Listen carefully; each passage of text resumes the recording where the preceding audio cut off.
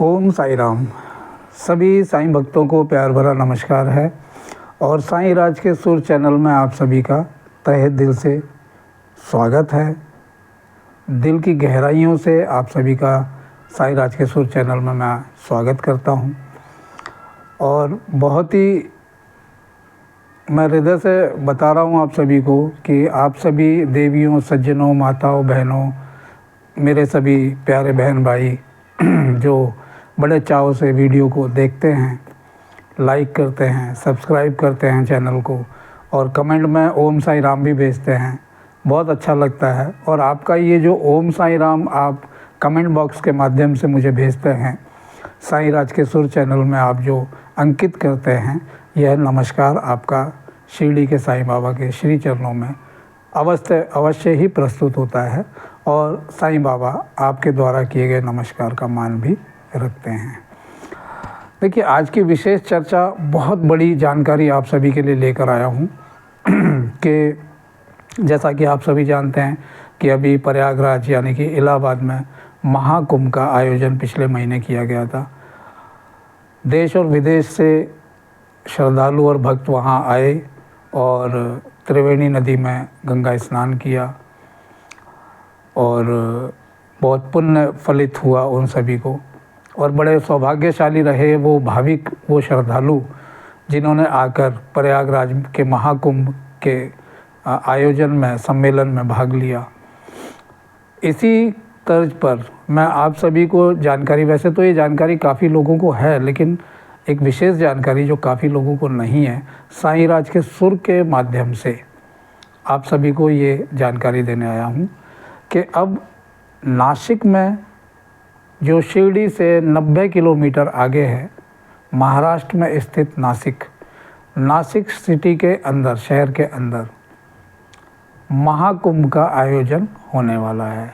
आप वीडियो के अंत तक मेरे साथ बने रहें, वीडियो को, चैनल को सब्सक्राइब करें, वीडियो पूरा देखें, वीडियो को बिल्कुल भी स्किप ना करें, क्योंकि ये एक ऐसी जानकारी आपको देने वाला हूँ, अगर आपने वीडियो पूरा नहीं देखा तो एक बहुत विशेष जानकारी से आप अनभिज्ञ रह जाएंगे और आपको ये जानकारी प्राप्त नहीं हो सकेगी। तो वीडियो को स्किप भी ना करें, वीडियो पूरा देखें और मेरे साथ बने रहें वीडियो के अंत तक। आपको मैं पूरी विस्तार से जानकारी दूंगा और आने के लिए आपको मार्ग में कोई बाधा उत्पन्न ना हो, ये भी जानकारी आपको दूंगा। तो सबसे पहले हम ये जान लेते हैं कि शिरडी और नासिक के बीच की दूरी 90 किलोमीटर है। अगर आप, जो समय मैं आपको महाकुंभ के आयोजन का बताने वाला हूँ, उस महाकुंभ के अवसर पर अगर आप शिरडी में हैं तो नासिक अवश्य आएँ और महाकुंभ का भाग बने। तो महाकुंभ का मेला का आयोजन नासिक में हर 12 वर्ष में एक बार होता है। तो हर 12 वर्ष में जब एक बार नासिक में महाकुंभ का आयोजन किया जाता है, बहुत बड़ा मेला लगता है और इसमें विशेष रूप से भारत के अंदर जितने भी मठ हैं, जितने भी योगी हैं, जितने भी ऋषि मुनि हैं, जितने भी आपके जो नागा बाबा होते हैं, जिनको हम अघोरी बाबा कहते हैं, इस तरह के बाबा लोग, तांत्रिक लोग, ऋषि मुनि, योगी, तो इस तरह के बहुत बड़ा एक मेला, बहुत बड़ा एक जन सैलाब आपको देखने को मिलता है नासिक के महाकुंभ में। तो मैं आपको ये विशेष जानकारी आज देने आया हूँ क्योंकि अभी हाल ही में महाराष्ट्र शासन के मुख्यमंत्री श्री देवेंद्र फडणवीस जी ने एक मंत्रिमंडल की बैठक बुलाई और उसमें ये निश्चित किया कि अब महाकुंभ का मेला का आयोजन नासिक में करना है। उसका वर्ष तो उन्होंने निर्धारित कर दिया, किंतु अभी मंत्रिमंडल की बैठक में दिन और तिथि और महीना ये अभी निश्चित नहीं किया गया है। वह जैसे ही निश्चित किया जाएगा, यानी कि डेट और महीना जब डिसाइड किया जाएगा, तो उसकी जानकारी भी मैं अगले आने वाले वीडियो में आप सबको अवश्य दूंगा।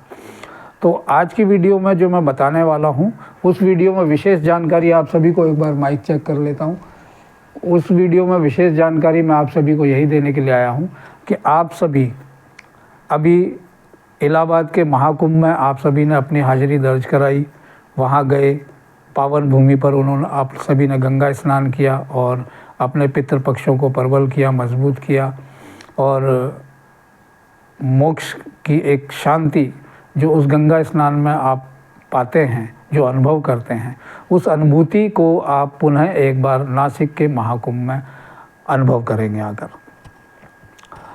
तो सबसे पहली जानकारी आपको ये दे देता हूँ कि नासिक महाराष्ट्र का एक ऐसा शहर है जो ऋषि मुनियों की भूमि कहलाता है। यह आमतौर पर देखा गया है कि भारतवर्ष के बड़े बड़े ऋषि मुनि जो थे और आज भी हैं, वो नासिक के घने जंगलों में आज भी उनके अपने जो हैं उन्होंने अपनी पूरी संस्थाएं स्थापित की हुई हैं और वहाँ पर ही उनके बहुत बड़े बड़े ट्रस्ट भी चालू हैं। काफ़ी साधु संतों ने, ऋषि मुनियों ने मिलकर जैसे आपका वृद्धाश्रम है, मूक बधिर यानी कि जो एक तरह से अपंग मानव जाति के लोग होते हैं, जिसमें बच्चे हैं, बुज़ुर्ग हैं, जवान हैं, दिव्यांग, ऐसे लोगों के आश्रम बनाए हुए हैं और बहुत ही सुचारू ढंग से चलाते हैं उनको पूरी निष्ठा और पवित्रता के साथ। वहीं कहीं ना कहीं शिशु घर यानी कि पालना घर उसको कहते हैं, जो छोटे छोटे ऐसे मूढ़ बुद्धि लोग जो अपनी अय्याशियों के कारण, क्षमा करें मुझे इन शब्दों का इस्तेमाल करना पड़ रहा है, तो उनके जब शिशु की उत्पत्ति होती है, जब उन्हें संतान प्राप्त होती है, तो वो रातों रात उसको नाना प्रकार के घने जंगलों में या कचरे में या किसी सड़क के किनारे फुटपाथ पर छोड़कर यानी उसका परित्याग कर कर चले जाते हैं। तो ऐसे लोगों को एक स्थान है नासिक में जिसको कहा जाता है शिशु घर या पालना घर।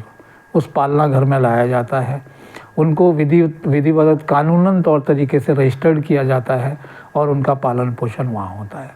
उसके बाद फिर जो भी कोई आए और अगर एडप्ट करना चाहे संतान को, तो वहाँ से एडप्ट किया जाता है और उसका भी पूरा कानूनी विधि विधान के साथ, लिखा पढ़ी के साथ काम होता है।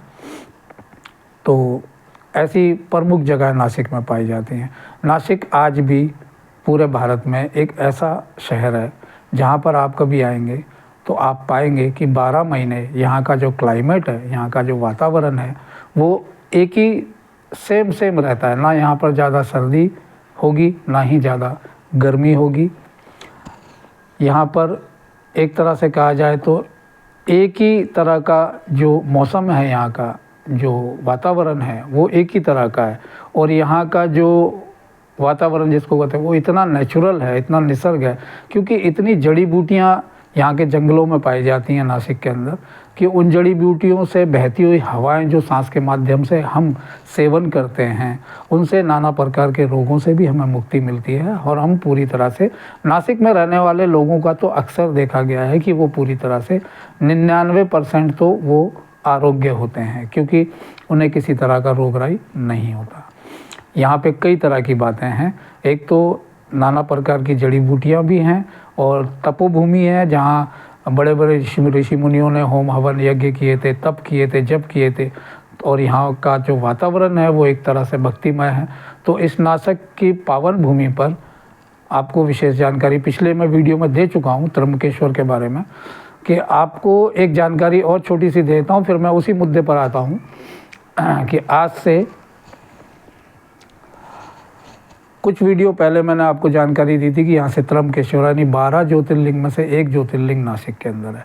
तो उसी तर्ज पर आपको एक छोटी जानकारी और देता हूँ कि जैसा कि हम सभी जानते हैं कि हमारे 12 ज्योतिर्लिंग हैं, 12 में से 11 ज्योतिर्लिंग भारत में हैं और एक ज्योतिर्लिंग आपका नेपाल के काठमांडू में स्थित है, जिनका नाम है पशुपतिनाथ मंदिर। तो भारत में जो 11 प्रमुख जो ज्योतिर्लिंग हैं, उनमें से पूरे भारत के सभी राज्यों में से सिर्फ एक महाराष्ट्र ही ऐसा राज्य है जिसमें 5 आपको एक साथ महाराष्ट्र के अंदर 5 ज्योतिर्लिंगों के दर्शन हो जाते हैं। यानी 12 ज्योतिर्लिंग हैं आपके, 12 में से 5 के दर्शन आपको महाराष्ट्र के अंदर ही हो जाते हैं, जिसमें से एक नासिक के समीप स्थित त्र्यंबकेश्वर दर्शन है।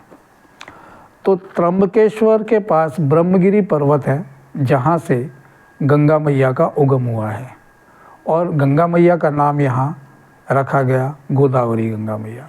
तो नासिक के त्र्यंबकेश्वर से ये प्रभावित होती है और नासिक सिटी के बीचों बीच में से होकर ये गुजरती है। और जहाँ से इसका स्रोत गंगा मैया का, गोदावरी गंगा मैया का स्रोत जहाँ से शहर के बीचों बीच से निकलता है, वहीं पर ये महाकुंभ के मेले का आयोजन किया जाता है।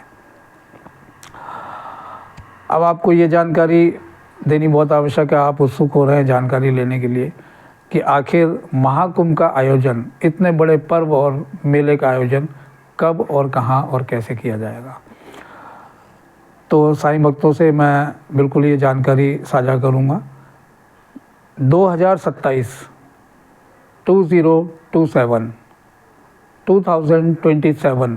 सन में महाकुंभ का आयोजन किया जाएगा। अभी महीना और दिन तारीख निश्चित नहीं किया गया है शासन प्रशासन की तरफ से। ये बहुत जल्दी जानकारी मुझ तक आएगी। जैसे ही जानकारी आएगी वीडियो के माध्यम से आप सभी को जानकारी दूंगा। तो आप सभी को अभी से मैं इस महाकुंभ के मेले के लिए आमंत्रित करता हूं। आप अभी काफ़ी टाइम है, 2025 ही है, 2026 बीच में है, पूरा वर्ष है, तो 2 वर्ष हैं आपके साथ। और 2027 में जब भी इसका दिन जो है निश्चित किया जाएगा तो ये विशेष जानकारी मैं आप सभी को दूंगा। आइए, नासिक में आपका स्वागत है। नासिक के महाकुंभ के मेले में अवसर में आइए, पवित्र गंगा मैया यानी जो गोदावरी गंगा मैया है उसमें डुबकी लगाइए, स्नान कीजिए। और एक विशेष जानकारी और दे देता हूँ कि नासिक के बीचों बीच जो गंगा का घाट है, उस गंगा घाट को राम घाट के नाम से जाना जाता है। ये भी एक विशेष जानकारी आप सभी से साझा करना चाहता हूँ कि उस घाट का नाम आखिर राम घाट क्यों रखा गया। तो ये जानकारी आप सभी को बता देता हूँ कि श्री राम के पिता श्री दशरथ जी का देहांत हुआ था, तो उनकी अस्थियों को लेकर श्री राम नासिक आए थे और उसी घाट पर उन्होंने अस्थि विसर्जन की थी अपने पिताजी की। तब से उस घाट का नाम राम घाट हुआ। और आपको ये भी जानकारी दे देता हूँ कि आज राम घाट पर जितने भी आपके घर के बुज़ुर्ग हैं या जो भी हैं जो स्वर्ग प्रस्थान कर जाते हैं, स्वर्गवासी हो जाते हैं, ऐसे लोगों की आत्माओं की शांति के लिए जितने भी प्रकार के शांति पाठ होते हैं या कोई दोष होता है तो उस दोष का निवारण जो किया जाता है वो नासिक के राम घाट पर ही होता है। पिंडदान नासिक के घाट पर ही होता है। और यहाँ इस घाट पर पिंडदान करने के लिए और पितृदोष को शांति के लिए देश ही नहीं बल्कि पूरे भारतवर्ष के बाहर विदेशों से भी श्रद्धालु आते हैं और नासिक में आकर अपने सभी दोषों का निवारण कराते हैं। तो आपको ये जानकारी दी है, प्लस एक जानकारी और दे देता हूँ कि काल सर्प दोष जिस मानव के साथ लगा हुआ है, काल सर्प दोष से ग्रसित मनुष्य पूरी तरह से जीवन में दुखी रहता है। जब तक काल सर्प दोष को शांत ना कराया जाए वो काल सर्प दोष के माध्यम से दुख भोगता रहता है पूरे जीवन। अब अनजाने में तो लोग भोगते ही हैं, लेकिन अगर लोगों को किसी को जानकारी मिल जाए, जैसे कि आपने अपनी जन्म पत्री के हिसाब से या जन्म तिथि के हिसाब से आपने कहीं अपनी पत्रिका बनवा ली किसी अच्छे ब्राह्मण से और उसके अंदर अगर काल सर्प दोष अगर आपको निकला है तो आप भ्रमित ना हो, किसी तरह नासिक पहुँचें। और सिर्फ पूरे भारत में नहीं, पूरे विश्व की बात कर रहा हूँ, पूरे विश्व में नासिक ही एक ऐसा स्थान है जहाँ पर सिर्फ और सिर्फ काल सर्प दोष का निवारण किया जाता है। आप भटके ना, ये कहीं भी नहीं होता है। बस ठीक है, आप चले जाएंगे, आपके मन के समाधान के लिए आप कहीं भी करा लेंगे, चाहे वो हरिद्वार हो या फिर संगम नदी हो, जहाँ भी हो, लेकिन नासिक में ही इसका निवारण है। असली काल सर्प दोष की शांति नासिक में की जाती है। वो भी आप इसको त्र्यंबकेश्वर में कराएं तो बहुत अच्छी बात है। अगर त्र्यंबकेश्वर ना जा सके तो राम घाट पर भी इसका निवारण किया जाता है। तो आप सभी लोग तैयार रहें और शीघ्र अतिशीघ्र जब तिथि निश्चित की जाएगी, महीना निश्चित किया जाएगा 2027 का, तो महाकुंभ की ये जानकारी मैं आप सभी के साथ साझा करूंगा वीडियो के माध्यम से। आप सब मेरे साथ बने रहिए और अवश्य महाकुंभ में अपनी हाज़िरी लगाएं। इससे आपके कई फ़ायदे होते हैं। एक तो महाकुंभ मेले में आप इतने बड़े आयोजन में आप आते हैं जहां पर देश और विदेश से दुनिया भर के ऋषि मुनि योगी, तांत्रिक, आपके नागा बाबा, जितने भी साधु संत हैं वो सब यहाँ पर एकत्रित होते हैं, इसका लाभ उठाते हैं और कहीं ना कहीं उन्हीं में शामिल हम होकर हम भी अपने सभी पाप शाप ताप से मुक्त होते हैं। गंगा मैया की डुबकी लगाकर, पवित्र गंगा मैया के अंदर डुबकी लगाकर हम अपने सभी पाप शाप ताप से मुक्ति होते हैं, जीवन में सुख भोगते हैं। तो इसमें ज़रूर शामिल होइए। ऋषि मुनियों की भूमि है, तपोभूमि है। यहाँ पर बड़े बड़े योगी रहा करते थे। नासिक में श्री राम ने 14 साल का वनवास काटा था और यहाँ से ही लोगों का उद्धार होता है।